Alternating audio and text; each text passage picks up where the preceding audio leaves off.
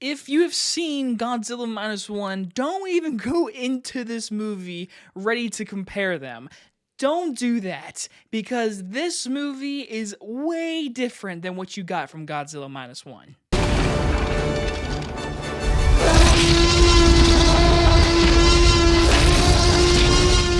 Godzilla x Kong, The New Empire stars Rebecca Hall, Brian Tyree Henry, and Dan Stevens. It is about two ancient titans, Godzilla and Kong, clash in an epic battle as humans unravel their intertwined origins and connection to Skull Island's mysteries. From director Adam Wingard, who brought you Your Next, The Guest, and Godzilla vs. King Kong, comes the next Monsterverse movie. So, I'll be straight up, I'm not like a number one fan, but I mean, as a kid, I loved Percy Jackson's King Kong. I will defend that movie for sure.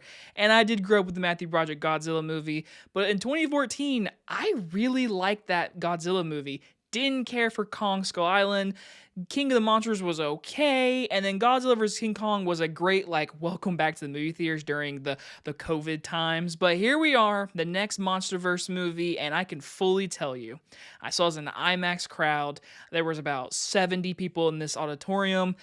I truly feel like I was watching like an event, like a sporting event with cheering and just happiness because this movie does what the audience has been kind of asking for in the best ways possible. Godzilla x Kong, or Godzilla and Kong, don't really call this movie, is a fun time at the movies. Definitely if you can see it in the biggest screen or Dolby, IMAX, any somehow. This movie is movie theater worthy. This is what you grab popcorn, shove in your face, and just sit there for 2 hours and watch monsters beat the crap out of each other because Adam Wingard really delivered in that department. So starting off the pauses, I would love to talk more about Adam Wingard and how much I love his filmography. I will say he did a great job just giving you Godzilla vs. Kong. But for this movie, he really had a just like lay it off like, all right, we've gotten our two monsters, we've gotten plenty of movies, we have a TV show, whatever. Let's just have some fun with this movie. I truly think they do everything they can with the monsters themselves and have fun with them, honestly. I truly think for a 2-hour movie, there's about an hour and 10 minutes of monsters and like 50 minutes total of like human stuff. And that's what we've all been asking for because every criticism from these movies is the monsters are awesome, the fighting's awesome, the human stuff sucks. Well, the human stuff still kind of sucks in this movie, but when those monsters are on screen, I mean, it's awesome. There's literally nothing to defend it. It's just awesome. It's really good CGI. It's big and spectacle.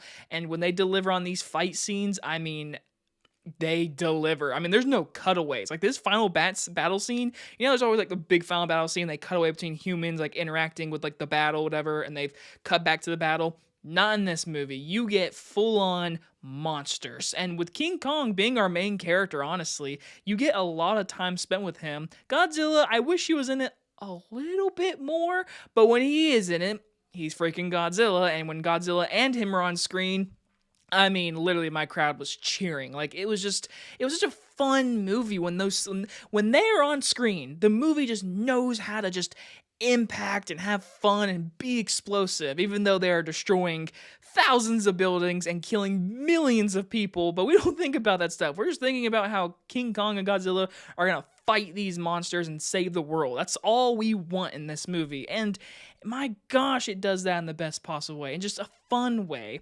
Now, like I said, when it gets to the human stuff, that first 20 minutes was rough because like the editing and like each scene, like frame wise, was like 10 seconds long, and then cut to Florida, and then cut to this base, and then cut to this. Also, mother-daughter relationship, and this daughter who is like seeing visions and is the reason why we have to go back down into Kong's world. And it's just like all that stuff.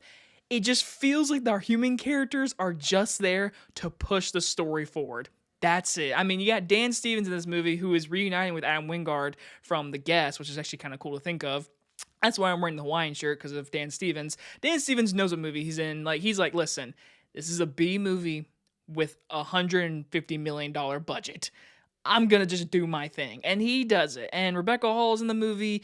Tyrese Gibson, he's very good in this movie. Or Brian Tyree Henry, sorry, he's very fun in the movie. I will say, like, he's definitely just there for the comedic humor. But I love Brian Tyree Henry. He's a great actor, but he's definitely just like comedic humor. There was one guy in my theater. He laughed at everything he did, everything, even when his just like facial reaction. I was like, dude, not everything's super funny, but hey, he found it funny, so good for him. But yeah, our trio and this little girl running around in Kong's world, meeting different people in the world, it was all there to push the story forward while we focus on King Kong and Godzilla.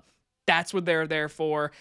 And their dialogue's not great. It's not really even interesting at all. Like, it really is just filling up space to move the story forward.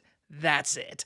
When we're on King Kong's point of view, even without dialogue and subtitles, I mean, we're still focusing on his character and the story. So huge like applause to like Adam Wingard and everybody for like actually telling a story with no subtitles and just King Kong interacting with other monsters and stuff that gives you a grand finale. So I gotta applaud that. But in the end, I mean, it was just an awesome movie. Like, seriously, this is a blockbuster, eat popcorn, fun CGI, big movie with a good enough heart there, with certain aspects of Kong's background and everything that I really liked, with him trying to find other apes, basically, and Godzilla being Godzilla, man. And I left this theater with my crowd just cheering and applauding, and it's a fun time. I'm gonna give Godzilla X Kong: The New Empire a B plus. Like I said, Godzilla -1 is like really freaking good with just like script, acting, cinematography, all that kind of stuff. This movie has really cool cinematography and just has fun. Like, seriously, this is just the fun version of Godzilla, and I enjoyed it. Listen, there's problems with this movie for sure, but like, I had fun. I had fun with this movie. I thought it was a great time in the movie theater. I would definitely watch it again, like on 4K or something like that. And you guys enjoy this movie review. I'll see you guys in the next one. Bye, everybody.